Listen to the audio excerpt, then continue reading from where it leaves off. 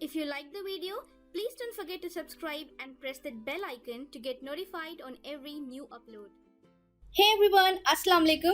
Today we'll be dealing with biology of tooth movement. So let's for a moment think about the various reasons why tooth movement can happen. So imagine a tooth as a person and think of various reasons why that person can move. So there could be 3 reasons as depicted in this diagram. So the first one is the tooth can move at its own will, let's say, or the tooth is very, accustomed to that kind of movement in the first image. Second, someone can force it to move, for example, a pathology here, alright. And the third one, which is here, someone can convince it to move. So let's say this one for which the tooth is accustomed or it is normal for the tooth, this is the physiologic tooth movement. And in cases of pathology, that is the pathologic tooth movement. And in the cases when we have some wires and we apply an optimum force for a sufficient amount of time, the tooth gets convinced for the movement, and that is the orthodontic movement. So we have 3 kinds of tooth movement: physiologic, pathologic, and orthodontic tooth movement. Alright? Okay, so in this video, we are going to focus on orthodontic tooth movement because I don't want to make this video long enough so that you get bored. So let's move on. So here, for orthodontic movement, we need to have 3 things. The first one is the optimum force. And then second is application of that optimum force for a sufficient amount of time. Alright? And the third one is bone remodeling. So these 3 things we need to have if you want tooth movement to happen. So the reason I said we need optimum force is that because if you apply less force, it would be insufficient, and if you apply excessive force, then it would cause damage. So in both the cases, less or excessive, we would not get the results we want. Alright, so what we need to have an optimum force, and we'll study as the lecture proceeds what is that amount of optimum force. Another term that we should keep in mind is this bone remodeling. So just keep in mind that when we apply force, certain areas of the bone will resorb, and there would be certain areas that will form. This is not resort, this is resorb, and there will be certain areas that forms.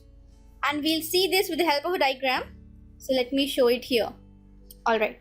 So in this picture, we are applying force from the left side. Alright.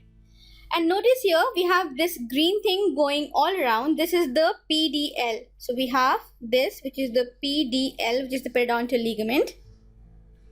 Imagine them to be rubber bands holding the tooth. So these PDL, these are rubber bands, let's say, rubber bands that are holding the tooth in place in the socket. So now when you apply force from the left side, imagine when you apply force from the left side, there will be stretching of the rubber bands here. So these rubber bands will stretch, the size will increase. Alright? And here, the size of these rubber bands, they will decrease because we are forcing the tooth here. So the space will get reduced and the rubber bands will compress here. So here there will be compression of the PDL, and here there will be elongation of the PDL. So this force is applying pressure on the right side. We have pressure on the right side, and we have tension on the left side. Alright, so we have a rule here. The bone which is subjected to pressure, in this case this is the bone which is subjected to pressure, it will resorb, and the bone which is subjected to tension, which is this bone right here, this will form. Means bone will be deposited here and bone will resorb here. Now let's apply a mild force and see what changes are going on in the area. So first we'll see the changes which occur on the pressure side. So we learned that this was our force, which was in this case from the left side, and because of this force we have pressure here, pressure side here, and we have tension side here. So now we are going to see the changes which are occurring on the pressure side. What changes would be occurring here? So in this diagram, as it is very obvious, you can see that the periodontal ligament, it is compressed. You can see it has been compressed here, and that compression is almost to 1/3 of its original thickness. So the PDL will get compressed to 1/3 of its original thickness, and there will be marked increase in the vascularity of the PDL. So the vascularity of the PDL will increase, and that is because of the increase in the capillary blood supply. So our vascularity will increase,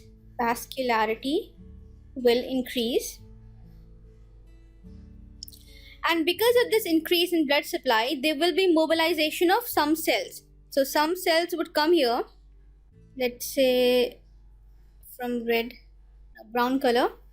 So some cells will come here, and these cells are fibroblast and osteoclast. These are the fibroblast and osteoclast. So as the clast says, this will cause bone resorption. So this area will be having bone resorption because osteoclasts are bone resorbing cells. So as you can see, the osteoclast, these line up along the socket on the pressure side.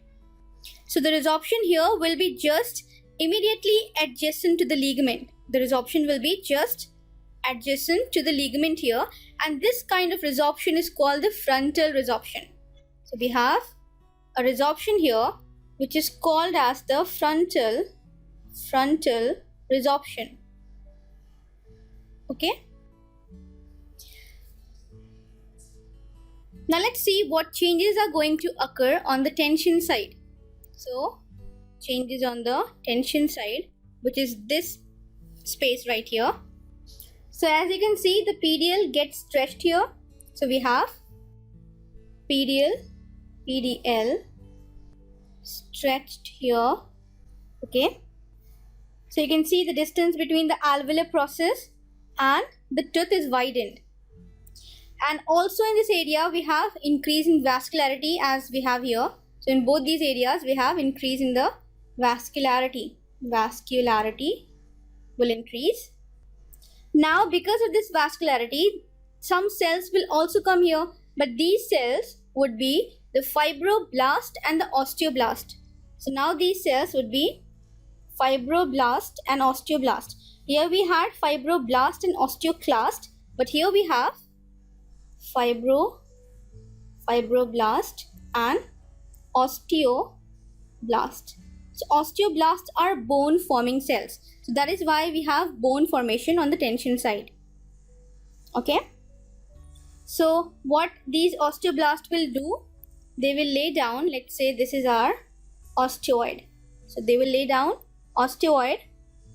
The portion that is underneath will calcify. Okay. And will mature to form woven bone. Alright.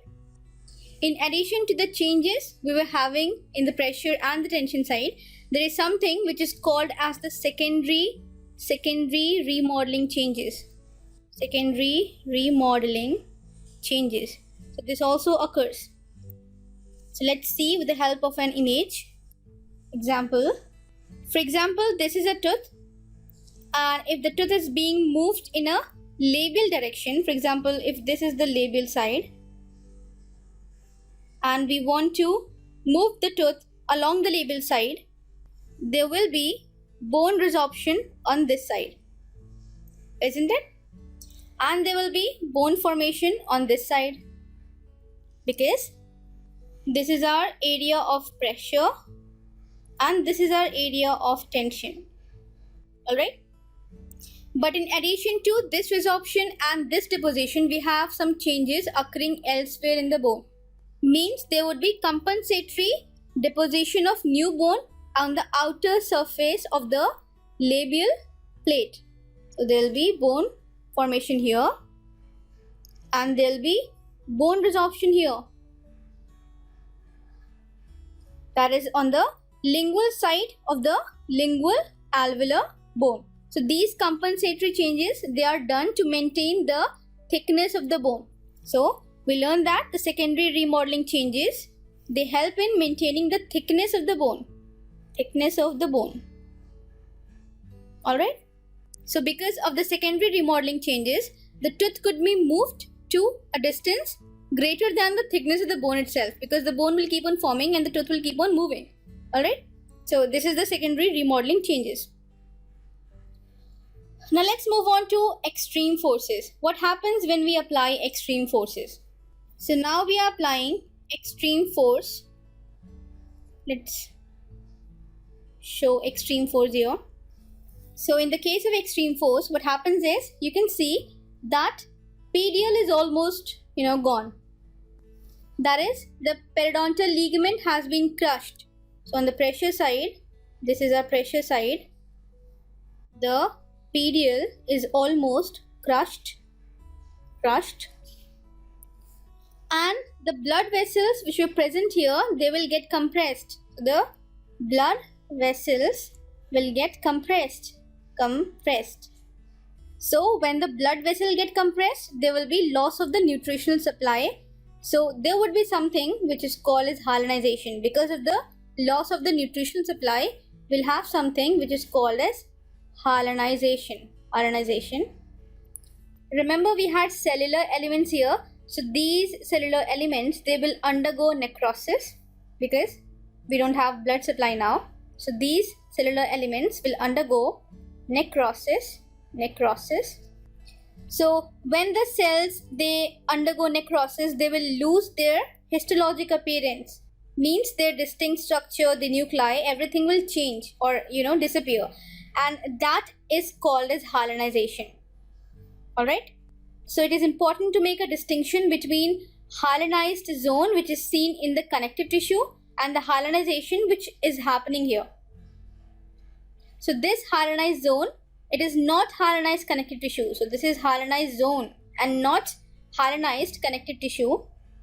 So this just means that we have loss of cells because of the loss of blood supply. So when this happens, when we have a hyalinized zone, several days later, some cellular elements from the adjacent undamaged tissue. So some cellular elements from somewhere in the undamaged periodontal ligament, they will move in like so, and they will begin to remove the bone which is adjacent to the necrotic periodontal ligament. So the bone which is adjacent to the necrotic PDL, that will be removed, and this is called as the undermining resorption. So in the cases of extreme force, we have undermining resorption, not frontal resorption, undermining resorption.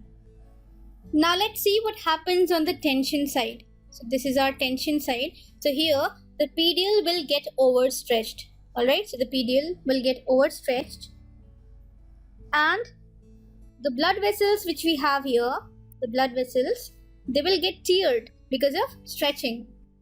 So there is tearing of blood vessel. So we have ischemia. Hence, when we have extreme forces, there is net osteoclastic activity. We have osteoclastic activity. That is why the tooth will become loosened in its socket in the cases of extreme forces. And that's not what we want. That is why I said that we need optimum force. We can also have pain and hyperemia of the gingiva because of extreme forces. Now let's see how much is the optimum force needed. Optimum force.